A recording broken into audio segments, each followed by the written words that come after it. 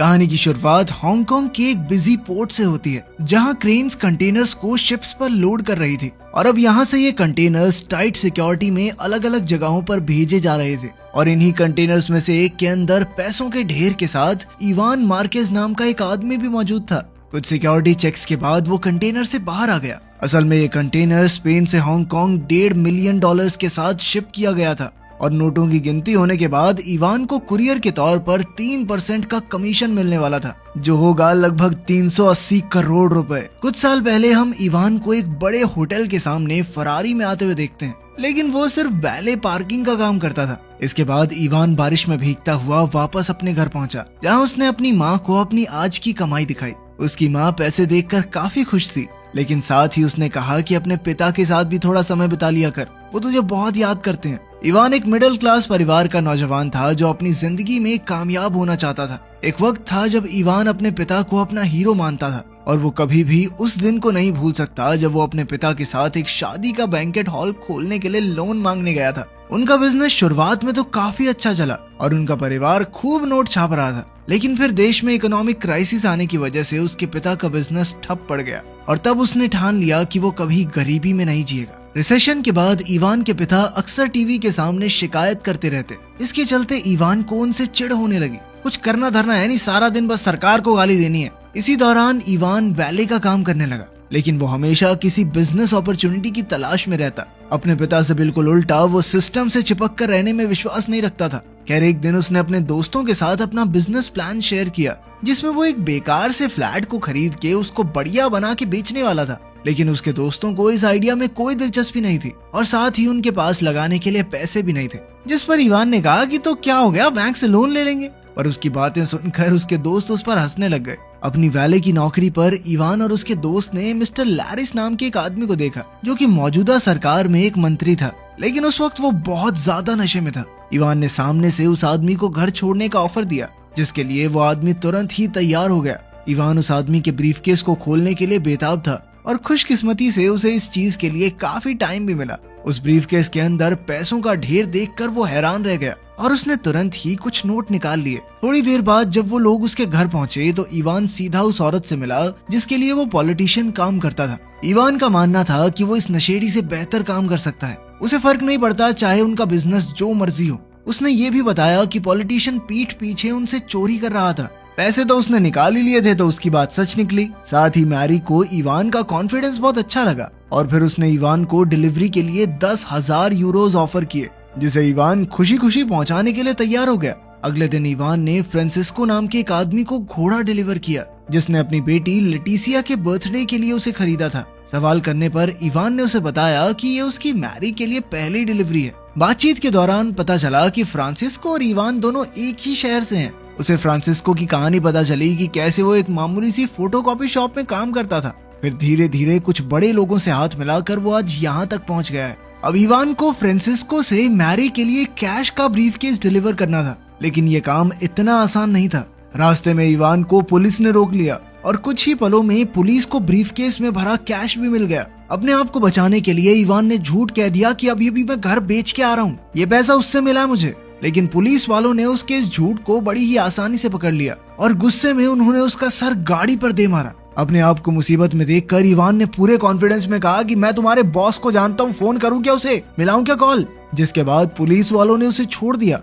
असल में ये पुलिस वाले मैरी के लिए ही काम करते थे और ये सब उसकी ही प्लानिंग थी ताकि वो इवान की वफादारी को परख सके। डिलीवरी हो जाने के बाद इवान को उसके पैसों के साथ साथ बोनस भी मिला ताकि वो कुछ नए कपड़े खरीद ले। समय बीतता रहा और अब मैरी और इवान एक दूसरे के करीब आ गए थे। अगले दिन इवान की मुलाकात मैरी के पति फ्रांसिस से हुई, जो एक बहुत बड़े डायमंड स्मगलर का बेटा था और साथ ही उनका फॉरेन करेंसी ट्रैफिकिंग का भी बिजनेस था। उस दिन इवान का काम एक बेल्जियन कुरियर का था। इवान अपनी कुरियर की नौकरी से बहुत खुश था। वो बढ़िया पैसे कमा रहा था और साथ ही महंगी गाड़ियां चलाता। फ्रांसिस्को, जिसे लोग पाको के नाम से भी जानते थे, अपने बहुत ही अमीर क्लाइंट्स के काले पैसे को साफ करने का काम करता था और इसमें फ्रांसिस और मैरी उसकी मदद करते थे। वो इवान को कैश से भरे हुए ब्रीफकेसेस देता था जो उसे बेल्जियम पहुंचाने होते थे। एक दिन इवान लेटिशिया से बात कर रहा था जब उसे पाको ने देख लिया।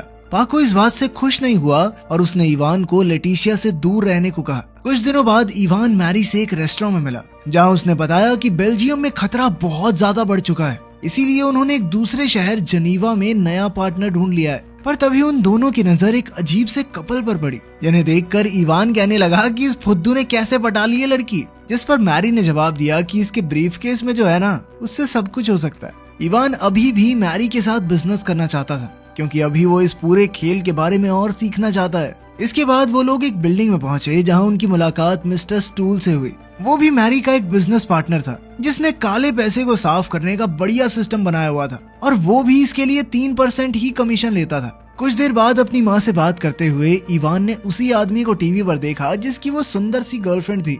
टीवी पर इवान ने उसकी पत्नी को भी देखा और वो समझ गया कि रेस्टोरेंट वाली लड़की से इसका अफेयर चल रहा है। इवान शांति से उसके वापस आने का इंतजार करता है ताकि उसके कमरे में कैमरास इंस्टॉल करके उसे ब्लैकमेल कर सके। उस आदमी का नाम लुइस था और इवान ने उसके कमरे में घुसने के लिए एक क्लीनर को थोड़े पैसे भी दिए, लेकिन बदकिस्मती से रेस्टोरेंट के सिक्योरिटी ऑफिसर यानिक ने उसे रंगे हाथों पकड़ लिया। पर असल में तो यानिक भी उतना ही हरामी था, उसको सिर्फ इवान के मुनाफे का एक हिस्सा चाहिए था। जिसके बाद यानिक ने खुद कैमरा इंस्टॉल किए। इसके बाद जो वीडियो एविडेंस उन्हें मिला वो लुइस को ब्लैकमेल करने के लिए काफी था। इवान को पूरा भरोसा हो गया कि यानिक उसका एक बहुत बढ़िया पार्टनर बन सकता है, क्योंकि ताकतवर होने के साथ साथ उसका दिमाग भी बहुत तेज था। काम खत्म होने के बाद उन दोनों ने मस्त पार्टी करते हुए रात बिताई। इसके बाद इवान ने मैरी से मिलकर उसे बताया कि काफी समय से उसकी माँ उससे मिलने की जिद कर रही है। मैरी ने तुरंत ही कह दिया कि भाई कोई बात नहीं, जितने दिन की छुट्टी चाहिए ले ले, क्योंकि उसके मुताबिक परिवार सबसे जरूरी है। साथ ही उसने इवान को एक घड़ी भी तोहफे में दी, क्योंकि उसका मानना था कि एक इंसान की घड़ी और जूते उसके बारे में सब कुछ बता देते हैं। इसके बाद इवान और यानिक लुइस से मिलने पहुंचे।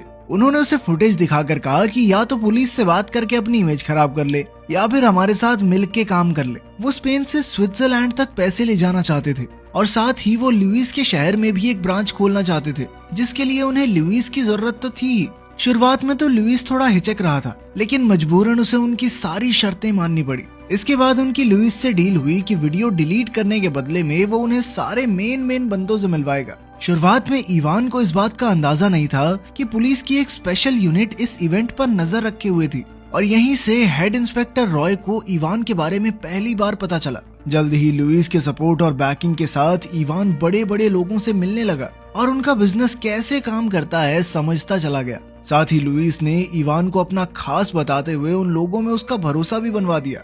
इसके बाद इवान मैरी से मिला और उसे अपने नए बिजनेस के बारे में बताया, लेकिन मैरी को सिर्फ एक बात की चिंता थी कि फ्रांसिस्को उसकी इस हरकत से खुश नहीं होगा। उसे नहीं अच्छा लगेगा कि दो नए लड़के उसके क्लाइंट्स छीन रहे हैं, क्योंकि अगर इवान और यानिक उनका काला पैसा साफ नहीं करेंगे तो फ्रांसिस्को करता। लेकिन इवान का मानना था कि इस धंधे में सबके लिए काफी पैसा है, और साथ ही उसने वादा किया कि वो फ्रांसिस्को के क्लाइंट नहीं खींचेगा। रात साथ बिताने के बाद इवान मैरी को रुकने के लिए कहता है, लेकिन मैरी ने कहा कि वो क्रिसमस अपने परिवार के साथ ही मनाना चाहती है। जब इवान अपने परिवार से मिलने मैड्रिड आया तो वो बहुत सारे तोहफे लेके आया उनके लिए, लेकिन उसके पिता बिल्कुल भी खुश नहीं थे, क्योंकि वो 1% उसके काम के बारे में नहीं जानते थे। वो लगातार इवान से उसके काम के बारे में पूछने लगे। इवान ने ऐसे ही कह दिया कि कुछ बड़े लोगों के साथ इंपोर्ट एक्सपोर्ट का काम करता हूँ मैं, लेकिन उनकी ये बातचीत जल्द ही बहस में बदल गई। अपने पिता से लड़ाई करने के बाद इवान अपने पुराने दोस्तों से मिलने गया, और अब वो पुराने फ्लैट्स को खरीद कर नया बना के बेचने का काम ही कर रहे थे।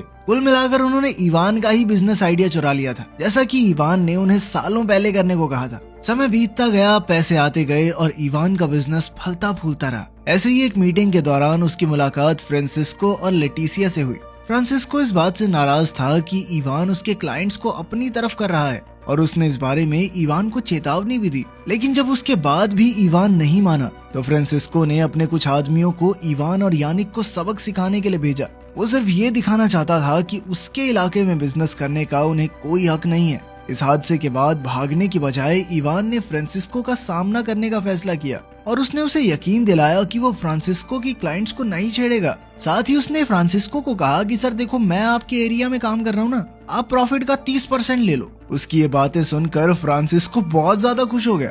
इस दौरान इवान ने बहुत पैसे कमाए, और इसी के चलते उसमें कुछ ज्यादा ही गुरूर आ गया था। और जब मैरी ने उसके बदलते बर्ताव के बारे में कुछ कहा तो वो गुस्सा हो गया। उसका मानना था कि जो सबसे ज्यादा पैसे लेके आ रहा है उसकी इज्जत तो करनी पड़ेगी। खैर, मैरी ने उसे ये भी बताया कि उसके पति को फ्रांसिस्को पर चल रही इन्वेस्टिगेशन के बारे में खबर मिली है, और इसीलिए उसने इवान को इस सब से दूर रहने को कहा। लेकिन इवान ने उसकी सलाह नहीं मानी और अपना बिजनेस और बढ़ाने का प्लान बनाया। कुछ समय बाद इवान की नजर एक पार्टी के बाहर खड़े अंडरकवर पुलिस वालों पर पड़ी और उसने उनके पास जाकर कहा कि अपने बॉस के पास ले चलो। वो पुलिस वाले उसे पुलिस स्टेशन ले गए, जहां इवान की मुलाकात इंस्पेक्टर मैनुअल रॉय से हुई, जो उस समय इंक्वायरी का इंचार्ज था। इवान ने कहा कि मैं पुलिस की मदद करने को पूरी तरह तैयार हूँ और मेरा बॉस है फ्रांसिस्को, मैं तो सारे पैसे उसी को देता हूँ, उसके बारे में तो मैं पूरी जानकारी दूंगा। लेकिन इसके बदले में उसने अपने लिए पूरी सेफ्टी और प्रोटेक्शन की मांग की और उसने अपने प्रॉफिट का 30% फ्रांसिस्को को देने का वादा भी इसीलिए किया था ताकि वो बाद में उसे फंसवा सके। लेकिन अब उसे एक ऐसे सबूत की जरूरत थी जिससे ये साबित हो जाए कि उसने पुलिस को फ्रांसिस्को के बारे में नहीं बताया, और इसीलिए वो लेटिसिया को पेरिस ले गया, जहां एक हफ्ते के लिए उसने लेटिसिया की हर एक डिमांड पूरी की। वो लेटिसिया के साथ प्यार का नाटक सिर्फ इसलिए कर रहा था कि किसी को उस पर शक ना हो और वो कह सके कि मैं तो अपनी गर्लफ्रेंड के साथ बाहर गया हुआ था, मुझे क्या पता। खैर कुछ दिन बाद जब लेटिसिया ने टीवी पर अपने पिता के जेल जाने के बारे में सुना तो वो तुरंत ही मैड्रिड वापस जाने के लिए तैयार हो गई। लेकिन उसे इस बात का बिल्कुल अंदाजा नहीं था कि इवान ही उसके पिता की गिरफ्तारी का जिम्मेदार है। लेकिन जब इवान शहर में वापस आया तो लेटिसिया ने उसे अजनबी लड़कियों के साथ सोते हुए पकड़ लिया, जिससे वो समझ गई कि इवान ने उसके साथ प्यार का झूठा नाटक किया था। फ्रांसिस्को के जेल जाने के बाद इवान ने सबको कहा कि जब तक वो छूट कर नहीं आता तब तक उसके क्लाइंट मैं संभाल लेता हूँ।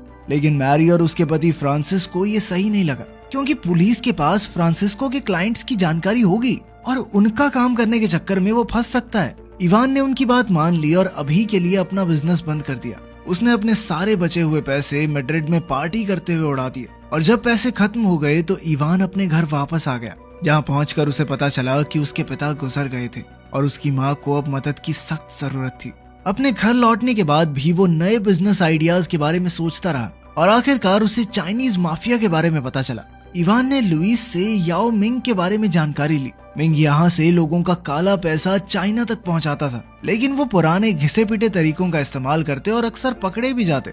इसके बाद इवान मैरी से मिलने के लिए पहुंचा और उससे याओ मिंग के साथ डील करने के बारे में बातें करने लगा। लेकिन सबसे बड़ी दिक्कत तो ये थी कि अब स्विट्जरलैंड में पैसा ले जाना या वहाँ से निकालना इम्पॉसिबल सा हो गया था। ऊपर से उनके क्लाइंट कैश में पैसा मांगते थे। इवान के पास इसके लिए एक सोल्यूशन था। उसने कहा कि स्विट्जरलैंड में फंसे हुए पैसों को याओ के चाइनीज अकाउंट में भेज देते हैं और बदले में याओ हमें स्पेन में कैश दे देगा। दोनों ही पार्टियों को ये आइडिया बहुत पसंद आया और वो इसके लिए तुरंत तैयार हो गए। इधर मैरी और इवान अपनी नई डील की खुशियां मना ही रहे थे कि तभी फ्रांसिस्को अचानक उनकी टेबल पर पहुंच गया। लेटिसिया को धोखा देने के बाद फ्रांसिस्को को पता चल गया था कि इवान ने ही उसके खिलाफ पुलिस को खबर दी थी और उसने जज को पैसे खिला के अपना केस डिसमिस करवा लिया और अब वो किसी भी हाल में इवान से बदला लेना चाहता था। साथ ही उन्हें ये भी पता चला कि उनके लिए काम करने वाली एक सॉफ्टवेयर इंजीनियर ने स्विस बैंक अकाउंट्स की लिस्ट लीक कर दी है, जिसके बाद स्टूल और फ्रांसिस बचे हुए पैसे लेकर भाग गए थे।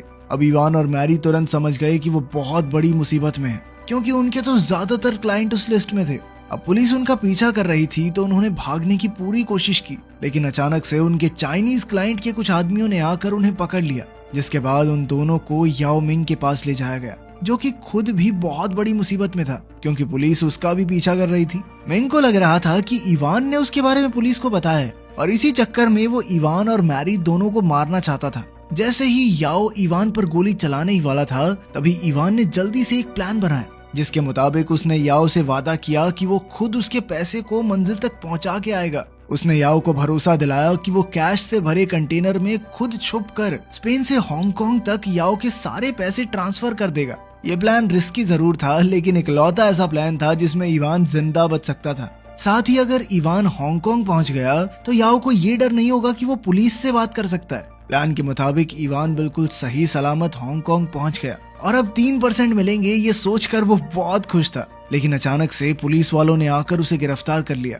जिसके बाद उसे वापस स्पेन भेज दिया गया। और अब वो जानता था कि उसके लिए सिर्फ एक ही उम्मीद है कि उसे एक अच्छा लॉयर मिल जाए जो उसकी सजा कम करवा दे, क्योंकि सजा होनी तो पक्की है। लेकिन उसके वकील ने उसे बताया कि कम से कम 15 साल की जेल तो पक्की है भाई तुझे, जिस वजह से इवान ने पुलिस इंस्पेक्टर को रिश्वत देने की कोशिश की, पर बदकिस्मती से वो पुलिस वाला बिकाऊ नहीं था। इसके बाद इवान को पता चला कि असल में मैरी ने अपनी जान बचाने के लिए पुलिस को उसके बारे में बताया था, जिस वजह से उसे हांगकांग में पकड़ लिया गया। इवान समझ सकता था कि उसने अपनी जान बचाने के लिए ऐसा किया और अगर शायद मैं भी उसकी जगह होता तो ऐसा ही करता। बाद में याओ मिंग भी पुलिस के हाथ लग गया। आखिर में इवान जेल जाने वाला होता है, जहां उसे आखिरकार अपने पिता की बात सही लगती है और एक इंटरव्यू में वो कबूल करता है कि पैसे लोगों के सर चढ़ जाते हैं और उसके साथ भी कुछ ऐसा ही हुआ था। वीडियो पसंद आई तो लाइक कर देना, चैनल को सब्सक्राइब कर लेना। मिलते हैं अगली वीडियो में।